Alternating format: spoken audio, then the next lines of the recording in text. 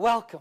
Got to get everything working here. It would be great to get back over there in our worship center, won't it? So we need to be praying because we're still waiting for chairs to come in, and we're going to have to get an occupancy certificate, and there's all these things, some of them beyond our control. But you know what? God is in control.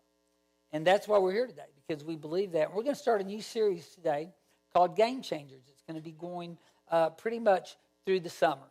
Now, I don't know about you, but games were a really big part of my life, and we'll talk about different games over this series, but I want to talk about sports today.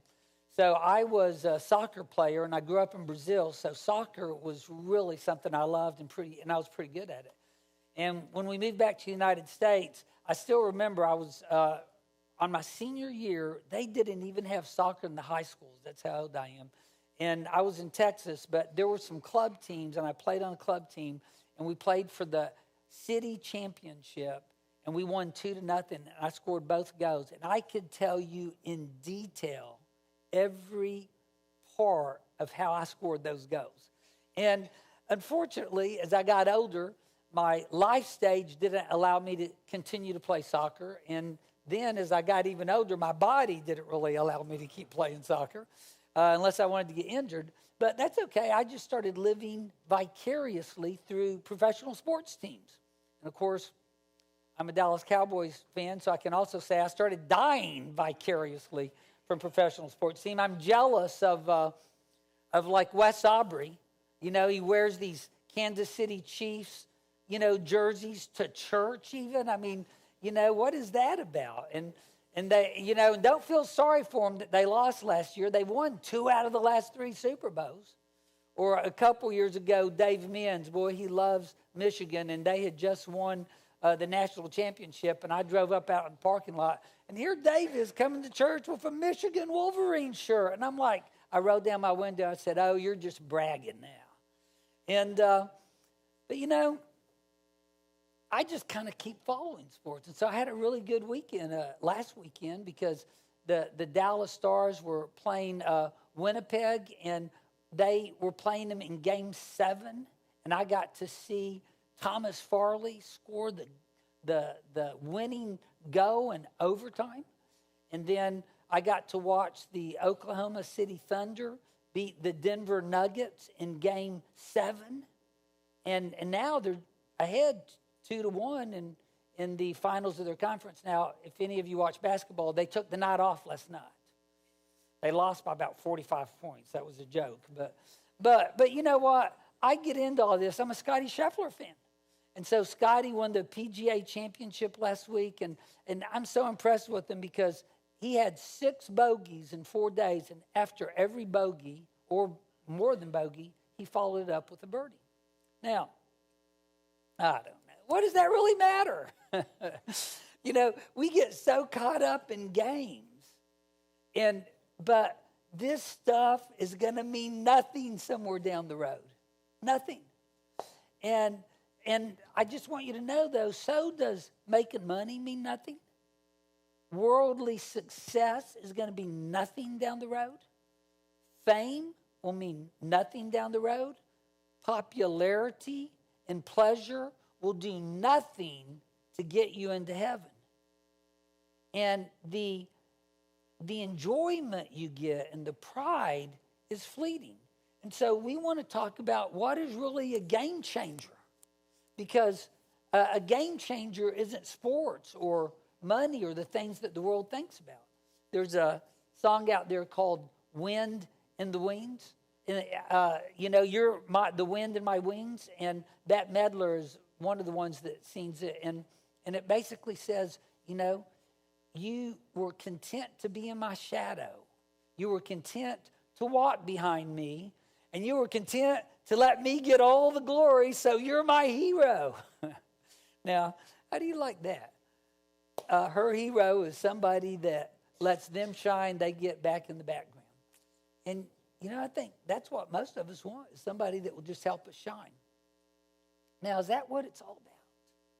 Is just shining, getting glory, getting some sort of human accolades for what you've done? Because in Hebrews 9, verse 27, it says that man is appointed to die once, and then face judgment. And you know, I want my life to count for something. I want to be a game changer spiritually. I want to do some things that matter when I get to the end of my life so I can look back and say that there was a legacy of faith that I left behind. So over the summer, today is an introduction. We're going to talk about faith because faith is the one thing that all these biblical game changers had in common. So we're going to start with faith. And if you have your Bibles, you can turn to Hebrews chapter 11. But then the rest of the summer, we're going to look at a different persona out of the Bible each week and look at how they made a difference in the kingdom of heaven because of their faith. So you've heard of Hebrews chapter 11. It's the Hall of Fame. It's the Hall of Fame for Bible people. We call it the Hall of Faith. There's a Hall of Fame for business people, a Hall of Fame for hockey and football, but there is a Hall of Faith right here in Hebrews chapter 11. And let's look at a couple of these real quick. Look in verse 7. So, by faith, Noah, being warned by God concerning events as yet unseen, in reverent fear, constructed an ark for the saving of his household. Now, I want you to think about this. If you study the Bible, then you know that it had never rained on earth yet. The earth was fed by underground water. And so God told Noah to build an ark. He had never seen probably a boat yet, and to build a really big one for the rains that were coming. He'd never seen rain. What type of faith does it take to do what God has asked you to do? But he did it and saved humanity from the floods.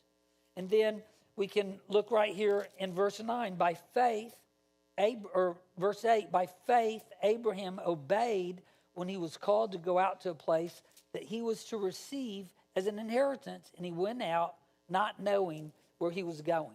Now, I want you to think about that. Do you know how much time I have spent my life planning out my life, planning out my next steps, wondering if I would get to where I'm going, hoping that when I got there I wouldn't be broke, hoping that I'd still have a job? I mean, I've spent more time doing that, but Abraham didn't even know where he was going. But he had so much faith, he was willing to head a direction that God sent him, not knowing where he was going, and he became the father of a great nation because of his faith. Or we could look at Moses in Hebrews 11 in verse 24. By faith, Moses, when he was grown up, refused to be called the son of Pharaoh's daughter, choosing rather to be mistreated with the people of God than to enjoy the fleeting pleasures of sin. So Moses, we forget this sometimes, but Moses was in the palace, adorned with royalty, an adopted son of the Pharaoh. He could have been anything, but he chose instead to be mistreated along with God's people. Instead of choosing wealth and power and honor, he chose to be God's people. And so these are people of faith. And we're going to be looking at people of faith over the summer because the Bible gave those as examples to teach us how to live, to teach us how to think. So as we look today at how all these people had faith in common, then look in Hebrews 11:1. We're going to pull 3 points out of 11:1 through 3. The first one. Now, faith is the assurance of things hoped for and the conviction of things not seen. So I went to a memorial last week, and that's why I wasn't here. My cousin's 74-year-old husband died, and neither of them are believers in Jesus as the Son of God. And she was talking to me on the phone, and she said, you know, it was the strangest thing when he died, because right as he died, he lifted up and raised his hands as if he saw something. And she said, it was like a mystery.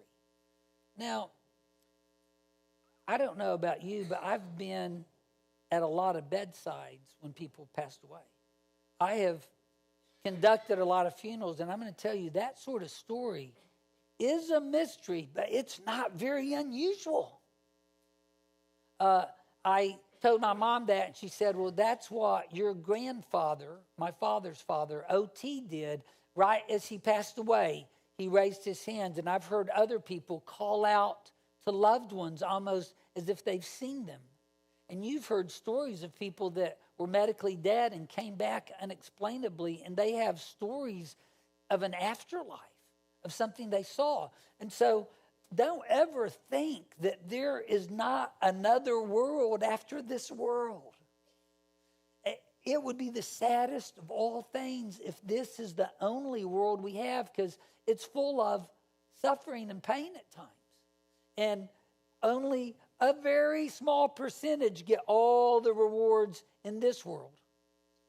And most of us have reward mixed in with pain. But we know as Christians that there's more to this world. In fact, that's why God sent his son Jesus. So when we believe in Jesus as the Son of God, we're not just believing he's the Son of God for our salvation. We are. But we're also believing in him to explain to us what matters in this world, what is the end of this world. And Jesus, by dying and being raised again, lets us know that there's another life after this life.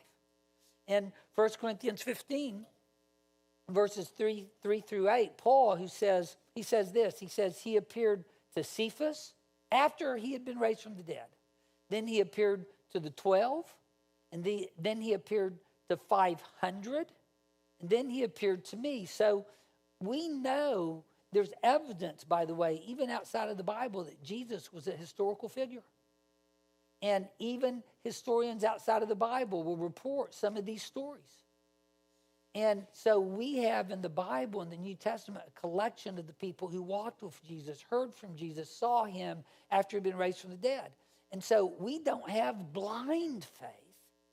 We have a faith based on evidence. So if you are sitting here, by the way, today, and you have some doubts, come see me privately, because I can show you some evidence that will help increase your faith. But we have a faith in the invisible God. We know that there's a next life. So the second point is we have faith in God's favor. Look at verse 2. For by it the people of old received their commendation. By what? By faith. Starts in verse 1. Now faith. And for by faith people of old received their commendation. Now in the Holman Bible it says received their approval. In the NIV it says received their praise. Now, I was talking about sports, so I love to get praise when I did well in sports. And I was fortunate enough that in soccer I was able to get some of that. I loved to live vicariously when my sports teams were winning, and then when they started losing, I just lost interest in sports, I guess. But, life is something that is so important, and your life is something that you value. I know you do, and you want it to mean something. And so the question is, are you going to find faith through God and favor through God, or are you going to find favor through the way that the world tells you to find favor? And so let me tell you something, and young people especially, us older people, we've been there, done that. We found those accolades don't last as long as you thought. When you're getting towards the last chapter of your life, you start really thinking about what's important. But when you're young, you have it all ahead of you. And here's what the world teaches. It says, you know what? You're special. So go out there and be you. Find you. Don't let anybody tell you you can't be you. And you're going to be a star. And if people don't accept you, that's their problem. And the world will even say, you know what? If you don't like your body, change it. Lift weights, cut something off and replace it. Put in some extra biceps. It's like somehow that's going to make you you. And so the world doesn't believe in the invisible spiritual life. And so it says, whatever you want to do, just do it. And I'm going to tell you that in Proverbs 14, verse 12, it says that there's a way that seems right to men. There's a way that people who don't know God, just that it makes sense to them. And it's amazing how you get all these people who don't believe in God, and they just kind of come with the same conclusions. The only thing that matters is you, what you want to do, and how you want to think, and the values you decide to have. But it says there's a way that seems right to men, but the end of that way is death. And I promise you that if you go down the path of following the God of me, the God of you, for long enough, you're going to be left with death. And that death often begins here before you even get there. Why is that? Because God made you. God made you. He put his spirit in you, and he gave you purpose, and he gave you a plan, and you can't find favor outside of God. And so the reason that some of these people we're going to look at were such game changers in the Bible and in humanity is because these people knew that the favor they needed and wanted came only from God. It doesn't come from within you. And in Hebrews chapter 11, verse 13, he says this: these all died in faith, not having received the things promised, but having seen them and greeted them from afar. So one of the things it says is they knew there was another life. They knew there was a better reward. And they didn't get it all because they knew they were headed to something better. But then he goes on and says, having acknowledged that they were strangers and exiles on the earth. And so how were they able to do that? Because they had faith in the invisible God, and that the favor of that God would translate them into an eternal home. They knew that this is not the end all. This is not the final word. This is not how you figure out who you are. God is how you figure out who you are, the God who made you. So they had faith in God's favor. Now, in Hebrews 11:3, it says this. It says, by faith we understand that the universe was created by the word of God, so that what is seen was made out of things that are visible.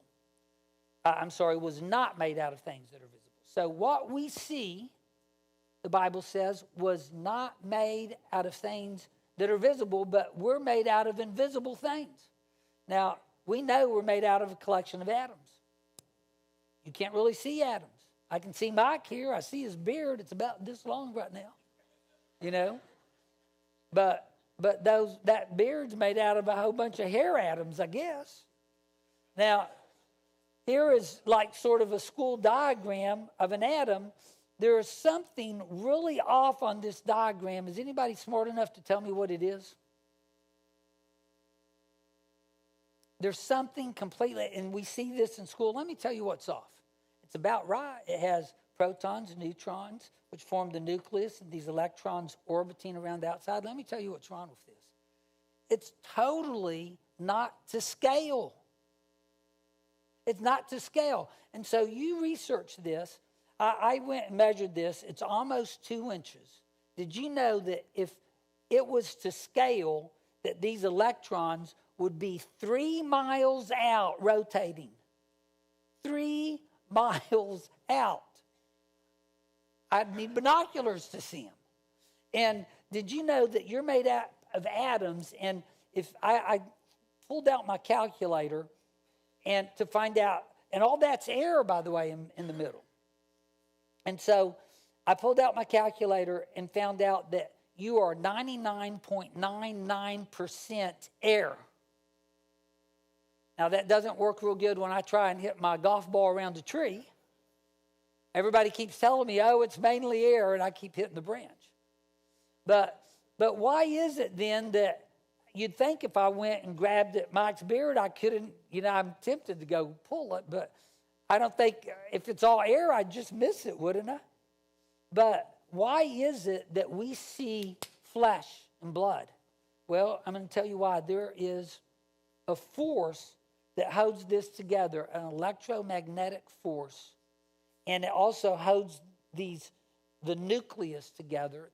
And it's called a nuclear force. Right? Heard that word before? Nuclear?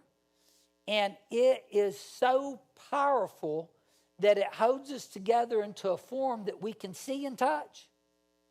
But most of your body isn't even mass. It's an energy. And that's exactly what the Bible says we are. Is we're made out of something invisible. And so, in fact, in Job 34, verses 14 through 15, there's this very interesting passage that says this, that if God wanted to, and he decided to withdraw his spirit and to withdraw his breath, what is that? That's the invisible, right? You remember in John 1:1? In the beginning was the Word, and the Word was with God, and the Word was God, and all things were created by the Word, and not anything that was created without the Word. Everything was created by this breath that we know as Jesus. And it says that if I were to withdraw it, all flesh would perish, and man would return to dust. We are only here because we have within us the breath of God that holds the world together, that holds creation together, that holds you together. And it's this invisible force. And it's a powerful force. I don't know how all this stuff works. Maybe Keith does. I don't know. I don't know if somebody that does jet propulsion would know this sort of stuff. But I know that somehow if you get enough atoms together and you split them all, that it charges, it causes a chain reaction, and that's a nuclear bomb. And what are they doing? They're unleashing some of the power of God in a destructive way. And that power of God is the reason that the world was destroyed by a flood, but Noah and his family were saved. That power of God is the reason that when they went around Jericho and marched 7 days, and on the seventh day marched 7 times around it and blew all the trumpets, that the walls fell down. Because God has power. And it's that God that created the plagues that caused the Egyptian Pharaoh to let the Israelites go. That God and his power is the one that raised Jesus from the dead. And so as we look at these personas out of the Bible, these game changers, I want us to pay attention because we need to emulate them in our lives. We need to learn how they thought. We need to learn the risks they took. We need to learn the things they avoided. And in Hebrews 12, it says this in verse 1. Therefore, since we're surrounded by so great a cloud of witnesses, let us also lay aside every weight. So what does he say? Since we have these game changers, these people that made a difference in life, that showed us how to follow God, it's a cloud of witnesses. Let us also lay aside every weight and sin which clings so closely, and let us run with endurance the race that's set before us. So he says, hey, let us lay aside these things. Don't be tempted by the world. Don't get caught up in sin. It will destroy your life. But instead, look at these clouds of witnesses, these game changers in the Bible, and see how God changed their life. And let him change your life so that you can leave a legacy of faith for others, so that you can leave yourself or ensure for yourself a legacy in the world to come. A teacher decided to do an experiment, and she had a dark room, and she pulled together a sort of an obstacle course in it. And then she brought her students in, and there was a candle right in the middle. And she spread them around the room and said, now I want you to look at this candle and give yourself some time here. We're going to talk for a little bit. I just want you to look at the candle. And then I want you to walk to the candle without knocking anything over. So they all did, and they all started walking around the obstacles. And then she started making noise, and she clashed something, and people looked around, and they looked over there, but there was also whoever gets their first wins, and all of a sudden the people that looked away started banging into things, and they lost. Now, why'd they bang into things? I'm going to tell you what. their eyes got adjusted to that candle and they could see everything clearly. But when they looked away, their eyes widened up because it was dark over there. And when they looked back, the light blinded them.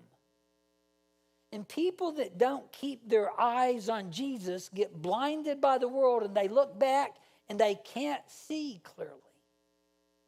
And they bounce into things. And he says here very clearly, he says, look at these witnesses, lay aside sin, and keep your eyes on Jesus. Don't look away from Jesus, but look to Jesus, because Jesus will get you where you want to go. We believe that. We know that. Why do we get distracted sometimes? We need to remind ourselves, and I hope that this series will remind you to keep your eyes on the ball, to keep your eyes on Jesus, to put your faith in the invisible God, to put your faith in God's favor, to put your faith in God's power. Let's worship the only real hero, the only game changer that made a life after this life possible. Let's worship Jesus. Let's stand and sing.